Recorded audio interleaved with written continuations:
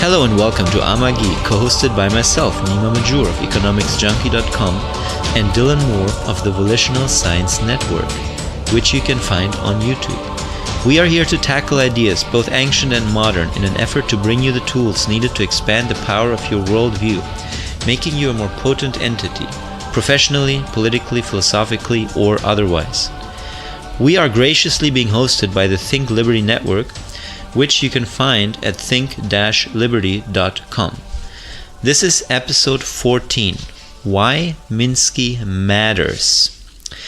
And by the way, Dylan is once again not joining us for this episode because, believe it or not, the bastard is still sunbathing in Hawaii.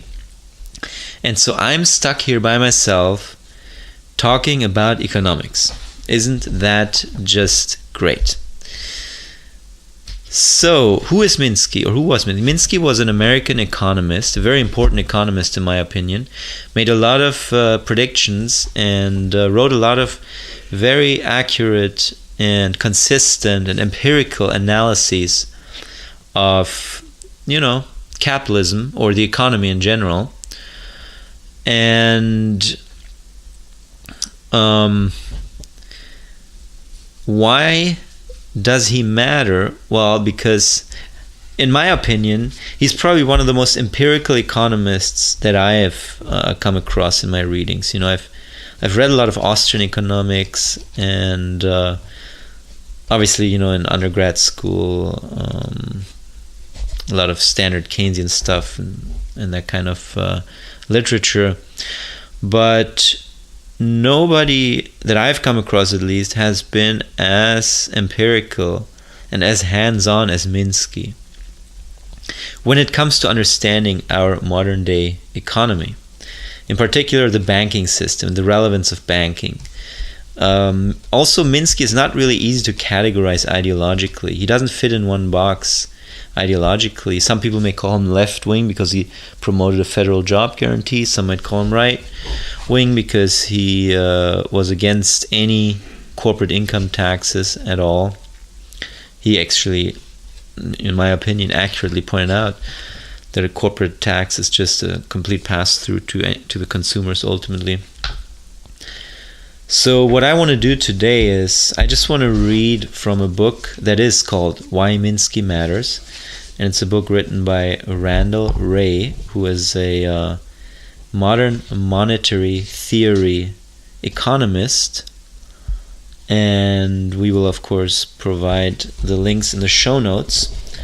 And I just want to read out some of the most important paragraphs that I've come across, which there's a lot of. So I don't think we will get it all into one episode. But we can get started and see where it goes. So, the first quote that I want to get into here is at page 15. Minsky argued that the internal dynamics of our modern-day economy are not equilibrium seeking. There's no invisible hand operating that way. Furthermore, if we ever did achieve the mainstream's beloved equilibrium, those internal dynamics would push us away. The system is not stable. And if by some miracle we were to get twice lucky, achieving an equilibrium that was stable, stability is destabilizing. This is because quiescence changes behavior, policymaking, and business opportunities. Chairman Bernanke's great moderation could not have been a stable equilibrium because market participants took into account the moderation, discounting the likelihood of black swans and fat tails. They took on more risk. A stable economy also makes it ever more difficult to find profitable opportunities as markets tend to become saturated. Finally, economic stability promotes fiscal tightening through automatic stabilizers that increase tax revenue and lower some kinds of spending, and monetary policy tightening. It also promotes financial deregulation on the argument that the system is more stable. These policy tendencies promote risk-taking. All of these elements ensured that the system would move from a robust structure to a fragile financial profile. So, this is of course important because the neoclassical consensus, and also a lot of people in the Austrian economic circles believe that there's some free market economy that arose out of individuals freely bartering with one another. And so the price always reflects the supply and demand of goods and services needed. And the prices are always market clearing if they're allowed to be formulated or set freely. And that will lead to equilibrium. That's the standard belief. And if we have bad regulations or external shocks or anything like that, that tends to move the market away from equilibrium and towards instability. And the instability can be attained if the shocks abate, or if the bad regulations are removed. So that's sort of the standard belief. But Minsky said that, well, our capitalist system, our monetary system, which is entirely, by the way, top-down imposed, there's nothing free market about the existing monetary system as is. But Minsky argued that the system is not in its nature stable. It always moves towards instability. And if it ever becomes stable, as I pointed out here, people become more reckless. And that makes perfect sense. If things look promising down the road, if the economy booms, if profits are great, if everything's great, then that makes people more reckless. And when people get more reckless, they will... Their financial position will deteriorate, and they will go into more debt, and then that becomes unsustainable. And this is one of the most fundamental differences, one of the distinguishing factors between Minsky and almost all other mainstream economists, is that the market, the so-called free market, does not move towards equilibrium. It moves towards instability, and stability is destabilizing. So anytime we have a lot of stability, we need to be worried about the instability that will come down the road. And that's basically what this is about. So let's jump here to page 25. Okay. Minsky left copious bound class notes from courses he had with Lange and Knight, and these reinforce his claim that economics at Chicago in those days was taught as part of the study of society, where economic history, political science, sociology, anthropology, and economics were part of an integrated sequence aimed at understanding modern society, which he claimed to be vastly superior to the usual practice of teaching economics in isolation in a specialized course. If I had my way, the standard American course in economics would be introduced in the context of social sciences and history. The current American way of teaching economics leads to American economists who are well trained but poorly educated. So this is about Minsky's days at Chicago, because he actually went to university at Chicago, where Milton Friedman, by the way, also went. And Minsky had a huge appreciation for the Chicago schools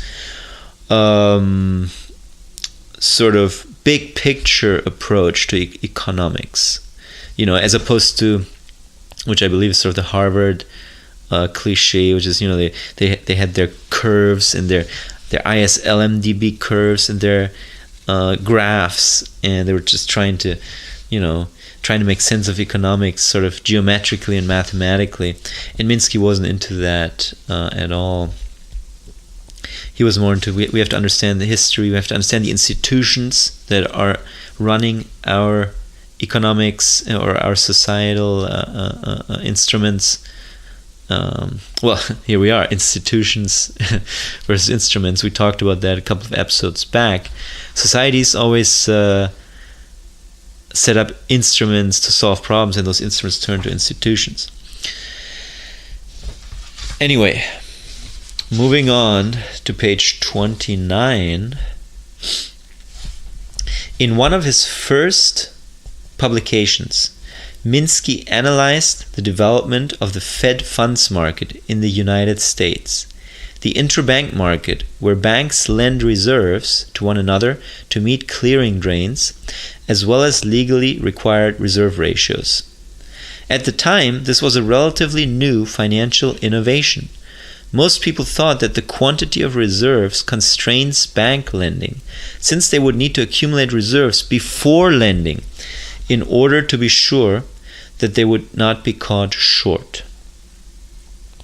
Minsky, however, argued that banks use the Fed funds market to economize on reserves. No bank would need to hold any extra reserves, called excess reserves, since they could lend them at interest to other banks that needed them. This would make it difficult for the Federal Reserve to influence lending activity or money creation by trying to constrain reserves. According to Minsky, bank lending would not be determined by the quantity of reserves they held, but rather by the willingness of banks to lend and of their customers to borrow. If they then needed reserves for clearing or to meet legal reserve requirements, they would simply go to the Fed funds market to borrow them. So you may have, if you have listened to this podcast before, you may have heard Dylan and I talk about this over and over. The federal funds rate is declared by the Federal Reserve and maintained by the Federal Reserve by selling bonds into the interbank market, and nowadays actually by simply paying interest on reserves, which is basically the same thing, just a different method. But there's this theory that is called the fractional reserve banking theory, which says that banks hold reserves and they lend out, based on the reserves that they have, they lend out so and so much of those reserves. So if somebody puts $100 in my bank, I can now apparently loan out $1,000. That would be a 10% reserve ratio. But Minsky, because he hung out with bankers, understood that that's not how banking works. Has never worked that way, doesn't work that way, and probably won't ever work that way. Because banks create bank loans out of nowhere and later on obtain the reserves if they need them. And as this paragraph here points out, they'll just borrow them on the federal funds market if needed. So there's also the legal reserve requirement, which is basically there are laws or regulations that the Fed put in place to say every bank needs to hold 10% in 10% of their assets in reserves. Which means that, which basically in effect, I've talked about this before, it's really just a tax on the banks, right? There's no constraint that is put on the bank in terms of its lending. The bank's just going to make a loan when they find a willing and able borrower, and they're going to obtain the reserves when they need them. They're not starving for reserves and waiting for reserves so they can finally lend again. That's not how it works. Banks lend first and then obtain reserves later. The reserves are an afterthought. Okay. So then we're moving on to page 41 here, where it talks about Minsky's views on capitalism, essentially. So Minsky had some ideas on how to reform capitalism as we know it. which is basically the capitalism that he observed, so a system where the federal government imposes a tax and spends money into existence, and banks are the federal government's agent who lend money into existence. This is what we call free market capitalism today, right? But it's a top-down imposed system. It's important to understand. That's just my preface here. So, on reforming capitalism, Minsky provided a number of general proposals to reform capitalism, to make it more stable as well as more equitable. Here's a summary of his main policy proposals. We save for later more specific proposals to deal with the problem of money manager capitalism and excessive financialization of the economy. Sorry, before I read this, let me just jump back here because this is also another thing that you don't hear a lot of economists talk about, but Minsky, because he was so into the big picture and looking at the institutions and the history, he understood that there's tons of varieties of capitalism. And so I'm just jumping to a paragraph prior to this one here. Following his institutionalist roots, Minsky argued that there are 57 varieties of capitalism. So the death of money manager capitalism may be replaced with a new, more stable form. Money manager capitalism being, according to Minsky, the stage that we entered in, that we're sort of still in right now, which is basically a system where pension funds and hedge funds and big university endowments, like just very large money groups control the flow of funds and where money goes and where loans go, etc. But we'll get into that later. Anyway, so we save for later more specific proposals to deal with the problem of money manager capitalism and excessive financialization of the economy. So reforming capitalism, the first step here, big government, size, spending, taxing. According to Minsky, government must be large enough so that the swings of its budget are sufficient to offset the swings of private investment. This definition dictates that government spending should be approximately the same order of magnitude as or larger than investment. Following Keynes, Minsky believed that the most volatile component of private spending is investment in plant and equipment. If the government is big enough, and if its budget swings counter-cyclically, that can offset fluctuation of investment and hence stabilize aggregate demand.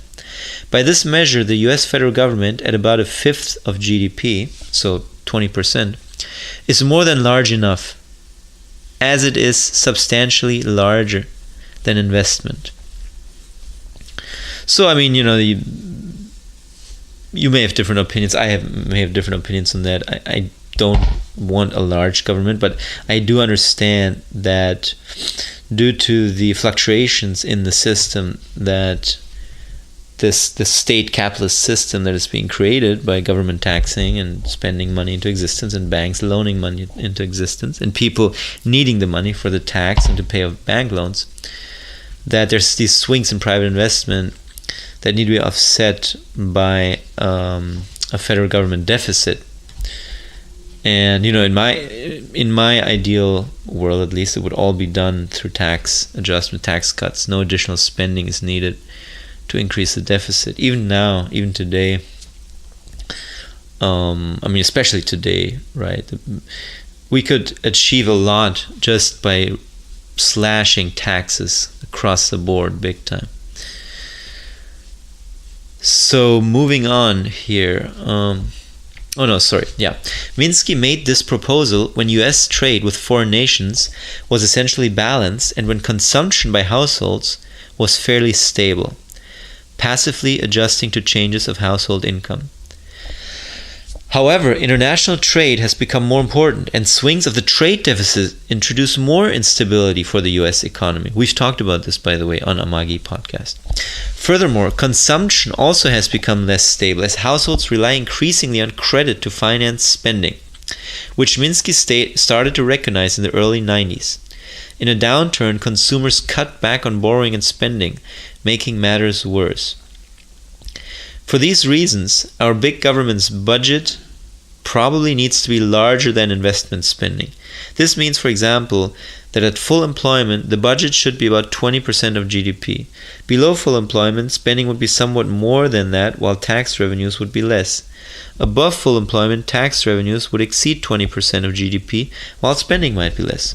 The counter-cyclical swing of the budget would take demand out of the economy in a boom and add demand in a slump. This situation would help to offset swings of private spending. With regard to taxes, Minsky believed that most taxes are inflationary because they add to costs. In particular, he argued that the portion of Social Security tax paid by employers, as well as the corporate income tax, are costs passed along in prices. In addition, Minsky feared that the payroll tax encourages substitution of capital for labor, more machines, fewer workers.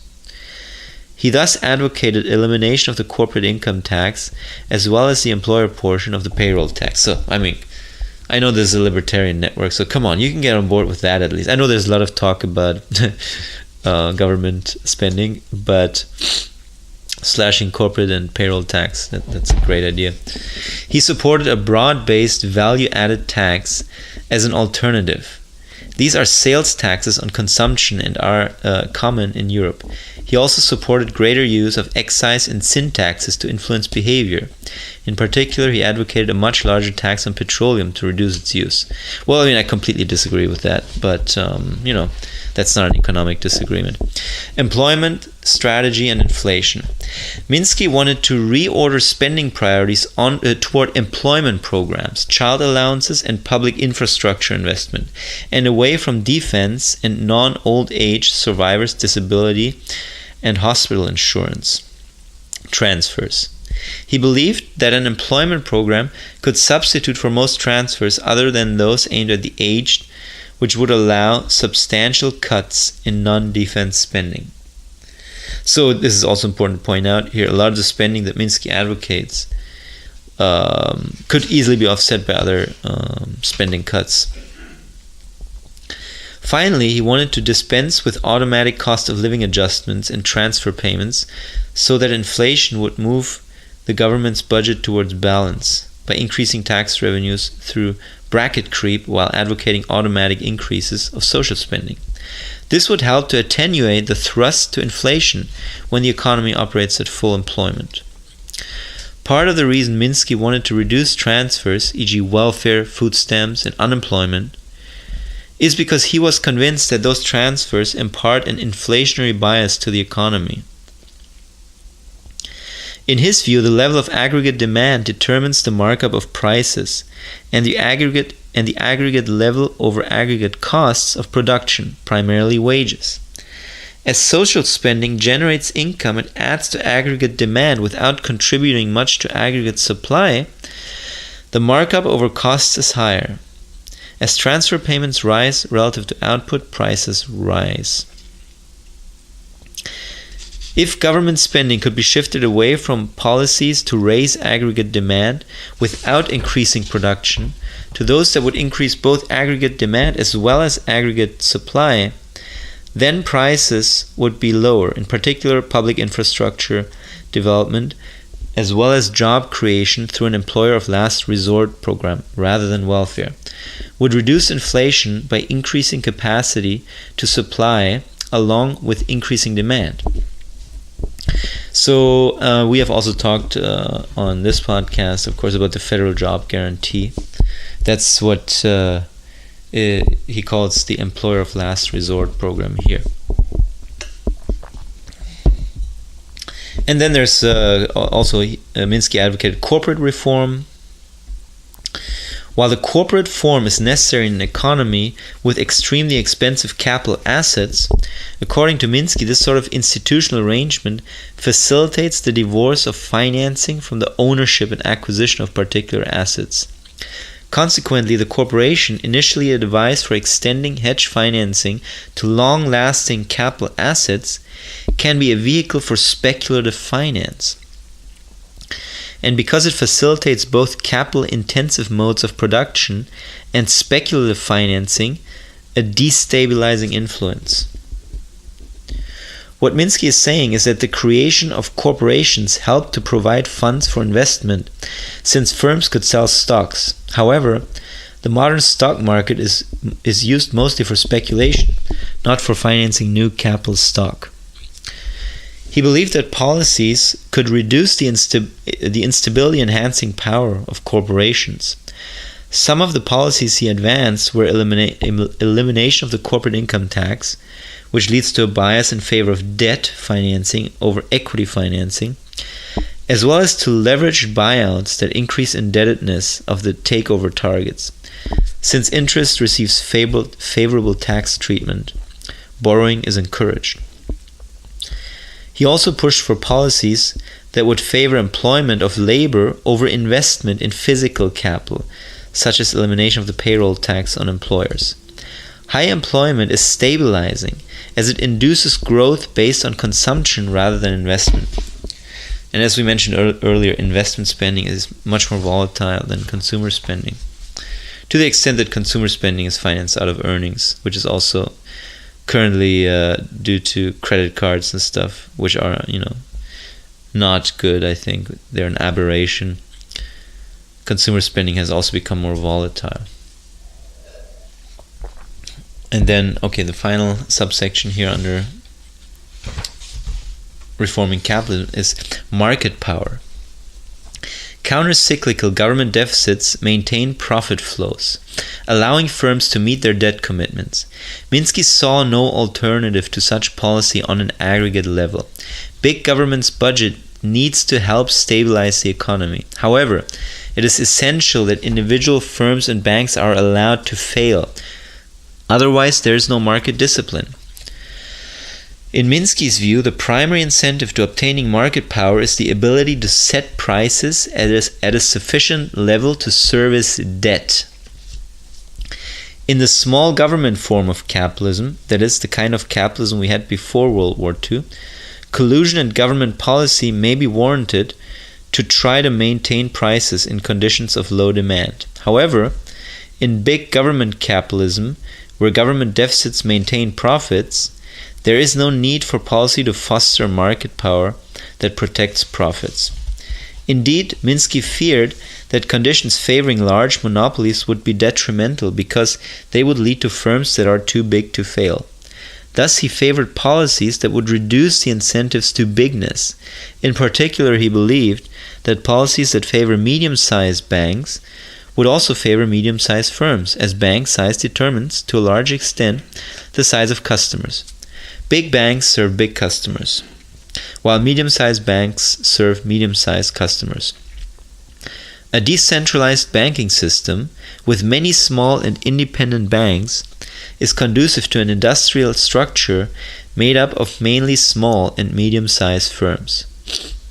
Policies that would promote such a system include elimination of much of the segmentation of activities, such as commercial banking and investment,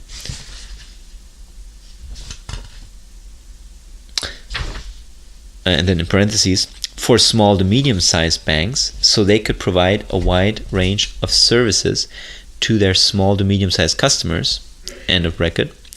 Uniform and high capital-to-asset ratios, this would favor smaller banks as these typically have higher ratios, and freer entry.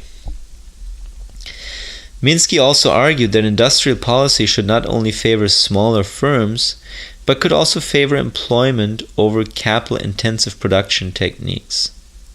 Smaller firms tend to use more labor-intensive techniques because their ability to finance purchase of long-lived, expensive capital assets is lower.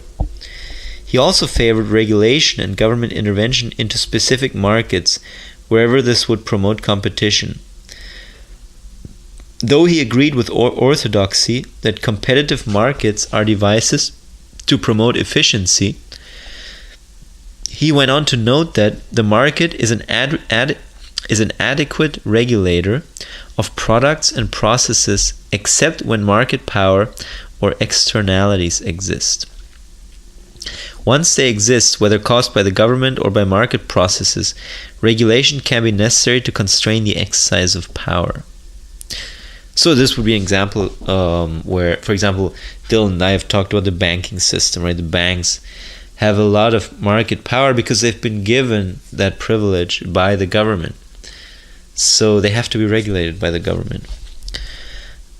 Continuing. Thus, an industrial policy that takes the form of promoting competitive industry, facilitating financing, and aiding and abetting the development of a labor force that is trained and productive is highly desirable. Note, by the way, that he credited his Chicago teacher, Henry Simmons, for this insight.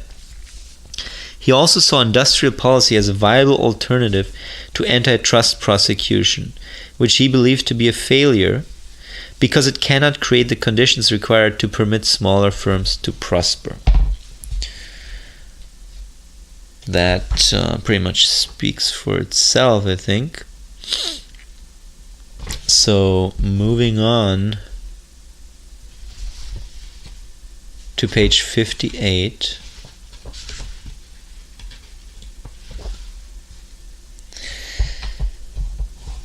Minsky called Keynes' theory of boom and bust an investment theory of the cycle.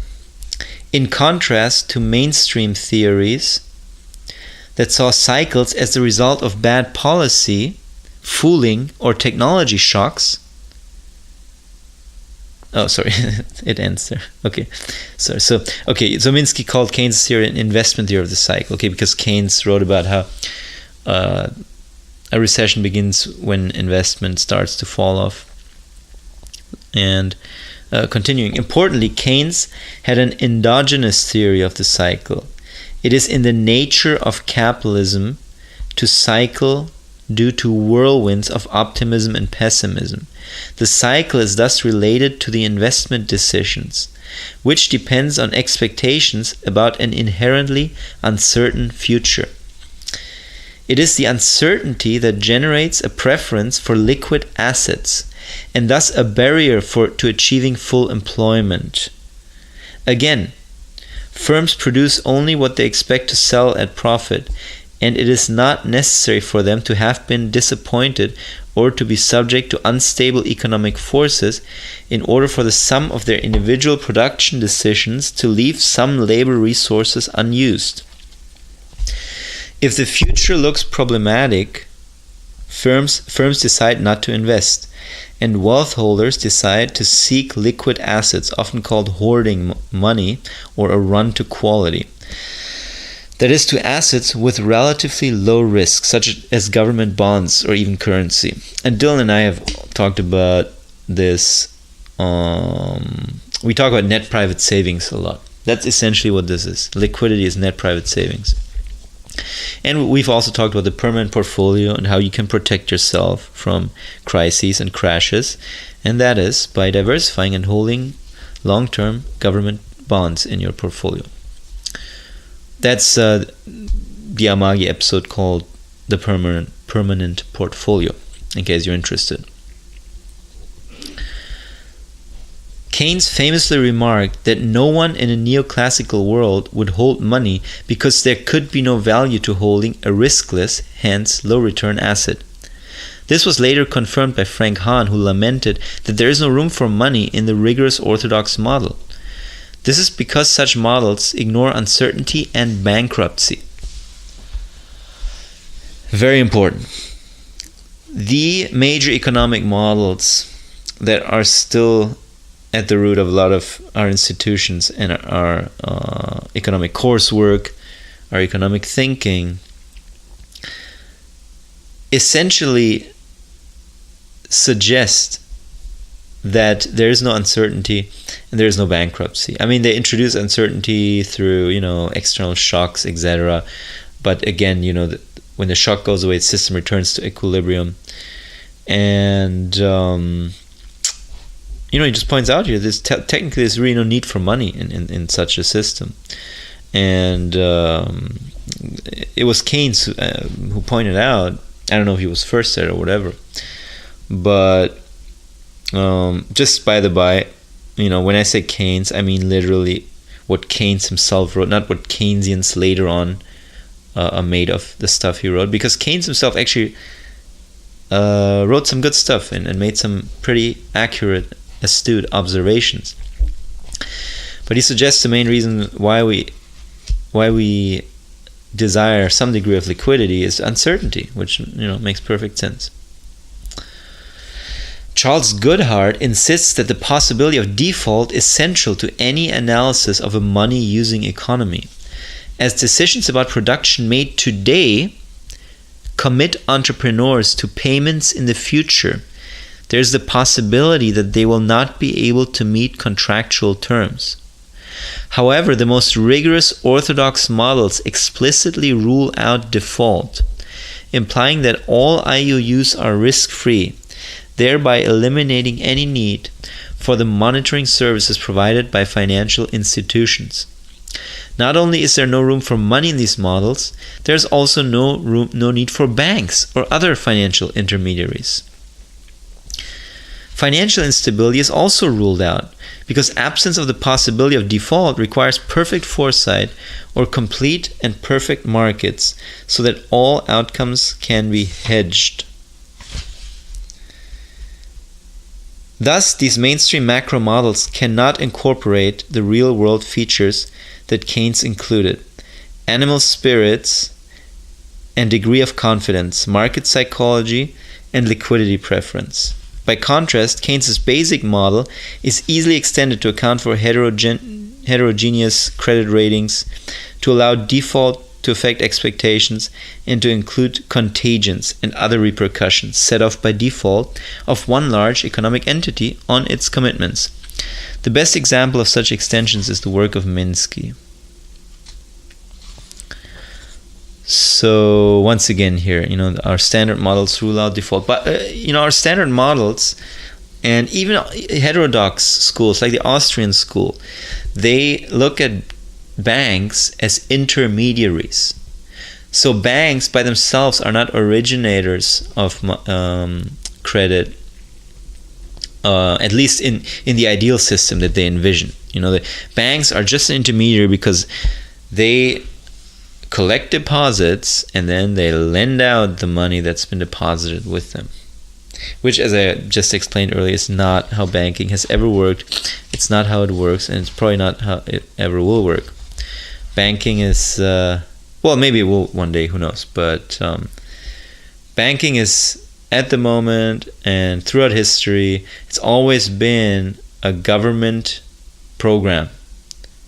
Banks are the government's accredited lending agents, and they create money by making loans.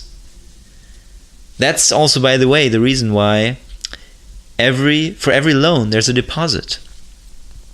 Right? We always say this, right? For every loan there must be a deposit. So that must mean that banks wait for deposits to come in before they make loans. No, that's not what it means. What it means is that when the bank makes a loan, they create a deposit. That's literally how a loan is made. That's the only reason why for every loan there's a deposit. Because when the loan is made, it creates a deposit out of nowhere. Okay, in conclusions, most economists didn't see it coming because their approach to economics denies that it could happen. So, this makes sense, right? That the orthodox approach rules out bankruptcy, and don't you know it, we get financial crises with lots of bankruptcies because their model doesn't even allow for bankruptcy. The neoclassical approach that provides the foundation for mainstream macroeconomics is applicable only to an imaginary world, an economy focused on market exchange based on a barter paradigm. Money and finance are added to the model as an afterthought. They really do not matter, because an invisible hand supposedly guides rational individuals who have perfect foresight toward an equilibrium in which all resources are efficiently allocated. There's little role for government to play. The current crisis has shown this approach to be irrelevant for analysis of the economy in which we live. By contrast, the Keynesian revolution that began with a general theory offered an alternative that does allow us to understand the world around us. Keynes's different methodological approach allowed him to develop a theory that was at the same time general but also specific, in the sense that it incorporated those features of the capitalist, the entrepreneurial economy that cause it to move toward crisis. Economists working in that tradition did see it coming, and they have offered policy advice that would help to get the economy back on track and to reform it so that it would not be more stable, so that it would not only be more stable, but also so that it would operate in the interest of most of the population. And that is that. That's basically, about Keynes's revolution theory, recognizing the importance of uncertainty and subsequent relevance of money to an economy, and the fact that bankruptcies do happen, and that any sound economic model needs to be consistent with that empirical reality, right? The scientific method. We compare our theories with reality. Moving on, page 36. Minsky argued that an expansion led by private sector deficit spending, with firms borrowing to finance investment in excess of internal income flows, implies that private debt might grow faster than private sector income. Indeed, this is exactly what happened in the decade after 1996 in the United States and in some other nations, helping to create the over-indebtedness of our private sector that led to the global financial crisis. This is another reason Minsky rejected the Keynesian mainstream belief that government ought to stimulate growth by favoring investment.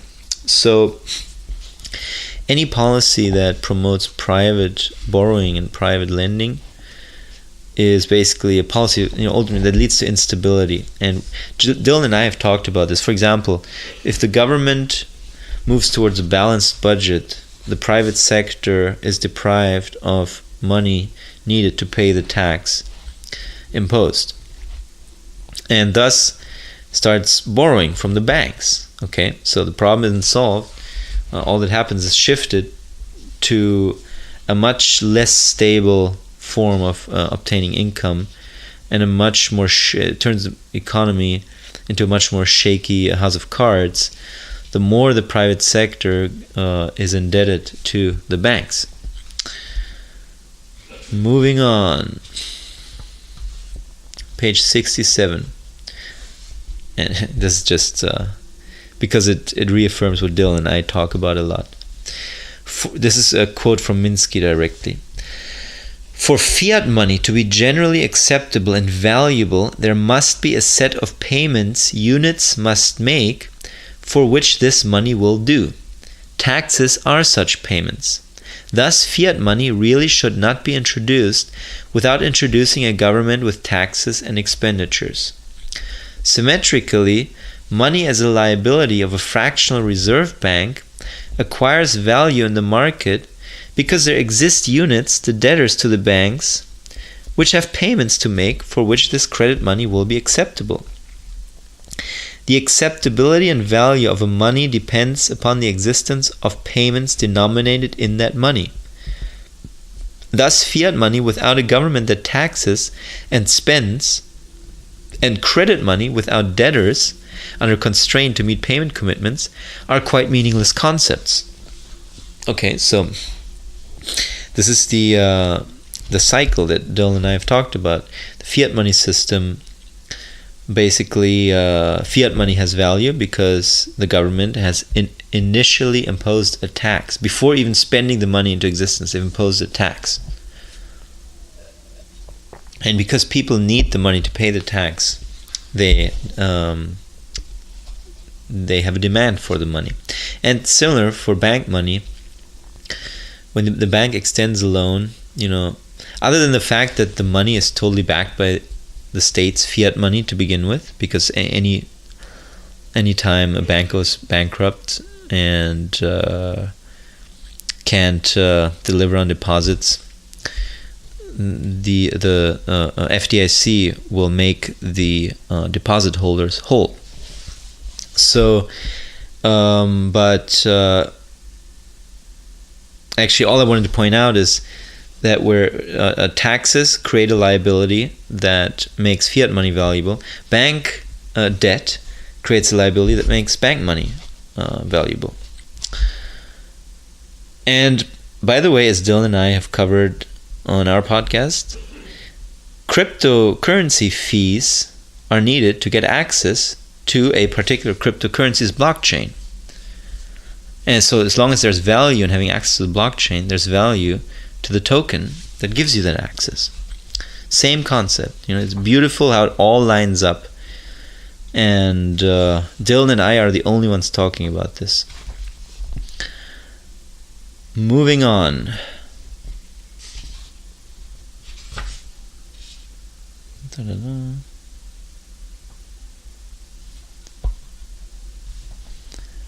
68.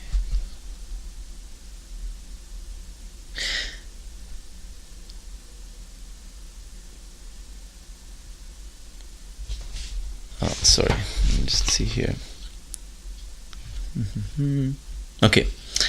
A fiat money, essentially keystroked onto balance sheets, is valuable because taxes must be paid in that money.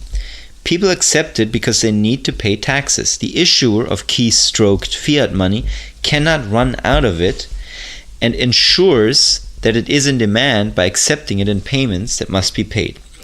Remarkably, even the chairman of the Fed, Ben Bernanke, testified to Congress that the Fed spends through simple keystrokes and hence could afford to buy as many assets as necessary to bail out Wall Street's banks. Not that we're in favor of that, but it's just what he said. All that is necessary is to recognize that the Treasury spends the same way, and then Washington's policymakers could stop worrying about affordability of the types of programs that everyone recognizes to be necessary. Public infrastructure investment, green investments to reduce global warming and job. Okay, unfortunately, I just hit a pet peeve of mine, and we're going to do a separate episode about this incredible global warming hysteria, this unbelievable freak out, global 100% indoctrinated propaganda that is so sophisticated, so large scale, and so wide ranging that even a fellow like Randall Wray, who does, of course, he's not a climatologist or whatever, but he can't help but squeeze that into his book here. But just my quick 2 cents. The globe has always gone through fluctuations. The Club of Rome, the United Nations foremost think tank, wrote a book called The Next Global Revolution. You can order it yourself on Amazon. You can read in there. Before the whole global warming hysteria started, they write about how they need to invent a climate scare to turn humans into the enemy of humanity, so that certain policy goals that they get into can be met. Actually, their argument is that this will unite global society. They talk about how they tried different solutions or different ideas, such as alien invasions, which we've seen that too. We've seen a lot of propaganda in that direction, but they came to the conclusion that the climate would fit the bill. This is literally a quote from the book. So climate has always changed. All peer-reviewed scientific literature confirms that man-made CO2 does not have a big impact on climate. The sun, in particular sun cycles, have a huge impact, almost perfect correlation with climate, which, not my words, this is from peer-reviewed scientific research papers that we will probably get into some other time. Anyway, to be sure, moving on here. To be sure, this is not a call for the sky is the limit spending by government. Too much spending is inflationary and could cause currency depreciation. Government spending must be well targeted and must not be too large. How big is too large? Once productive capacity is fully used and the labor force is fully employed, additional spending will be inflationary. This is also called the functional finance approach to policy, developed by Abba Lerner, Minsky's close friend. Policy should be directed to resolving problems, raising living standards, and achieving the public purpose as defined by the democratic process. There should be no preconceived budgetary outcome, such as a balanced government budget over a year or over the cycle. So, I think we're just going to close out with that because we're almost an hour into this already, and there's so much more to go. So we'll close out this episode 1, but just on that final note, I've talked about this before, where you have a certain belief that the government budget needs to be balanced at one point, right? Because I need to balance my budget, right? And every household needs to balance their budget. And so why does the government not need to balance their budget? Well, because the government is literally the opposite of a household. The government in the fiat money system is the issuer of the currency, okay? The households are the users of the currency. And this is not an arbitrary distinction, right? Because people could say, well, why is the government different than me? Well, because we are categorizing entities based on their relation to the money that is used in the system. This is not arbitrary, this is essential. This is economics is all about money, okay? So when we say, well, the government is the issuer of currency, households are users of currency, these are not arbitrary distinctions. These are fundamental, categorical distinctions. And the government introduces the money by imposing a tax. And after they've imposed the tax, they start spending the money into existence. So right off the bat, the system starts with a deficit. If there was no deficit spending, the government would have to impose the tax and start taking all your things because you don't have any money, because nobody spent any money into existence. Or, of course, it could be bank lending of money into existence. But as we've seen before, if money is introduced through bank lending, that increases private sector indebtedness, doesn't add to the private sector's position, which is basically liquidity preference and net private savings.